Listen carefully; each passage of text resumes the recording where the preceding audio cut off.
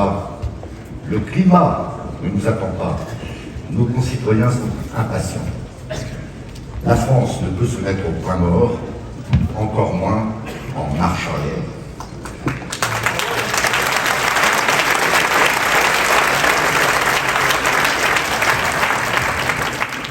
Monsieur le Président du Sénat, cher Gérard Larcher, Madame la Présidente de l'Assemblée nationale, chère Yaël Braun-Pivet, Mesdames et Messieurs les ministres, Mesdames et Messieurs les élus, cher Ernest-Antoine Sellière, cher Pierre Gattaz, cher Geoffroy Roux de Bézieux, chers amis entrepreneurs, bienvenue à tous, bienvenue à Longchamp, bienvenue à la 6e rencontre des entrepreneurs de France.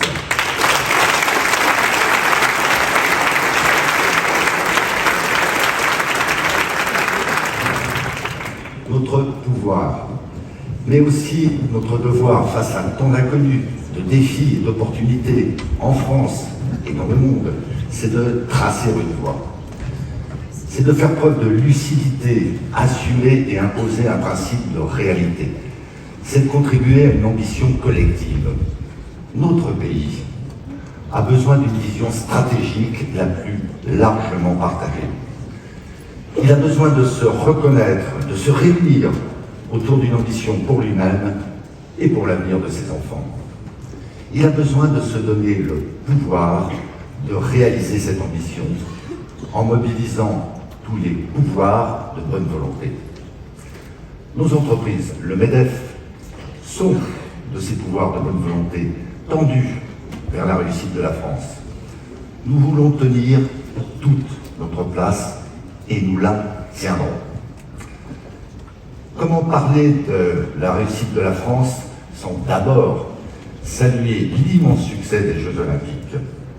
Comment le faire sans souhaiter un même succès aux Jeux Paralympiques dès ce mercredi, sans encourager les athlètes qui, par leur courage physique et mental, demain, leur médaille, forcent notre admiration.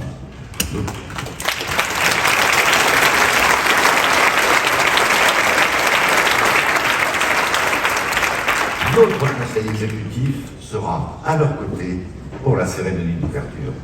Dès l'origine, le MEDEF a été en soutien enthousiaste de ces Jeux. Il s'y est impliqué, que ce soit au COJOP ou au titre de son innovante charte sociale. Ici même, en août dernier, Tony Estanguet avait reçu nos ovations. Beaucoup de nos entreprises ont contribué à ce succès. Des prestataires, des sponsors, ou en soutenant des athlètes. Nous n'avons jamais douté du succès. N'en déplaise aux Cassandres, aux contempteurs d'une France à la dérive, à quelle victoire avons-nous assisté? À celle de l'effort, de l'excellence, de la compétition dans le respect des adversaires, à celle de l'esprit collectif, dans sa diversité, de la convivialité et de l'hospitalité, à la victoire du génie français aux yeux du monde entier. Finalement, ce que nous avons célébré avec fierté, c'est une réussite française.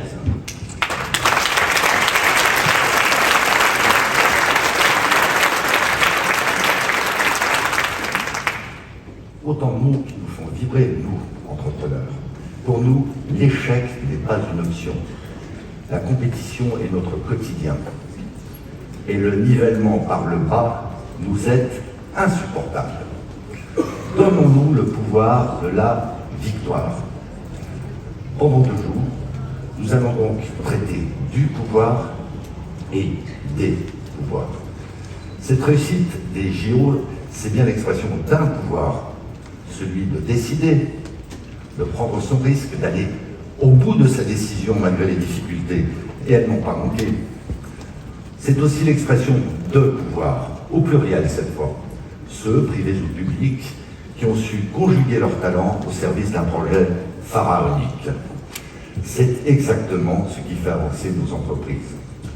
Se fixer un objectif élevé, réunir les moyens de l'atteindre, s'organiser et emporter l'adhésion des équipes, tenir la ligne et à la fin, monter sur la plus haute marche du podium.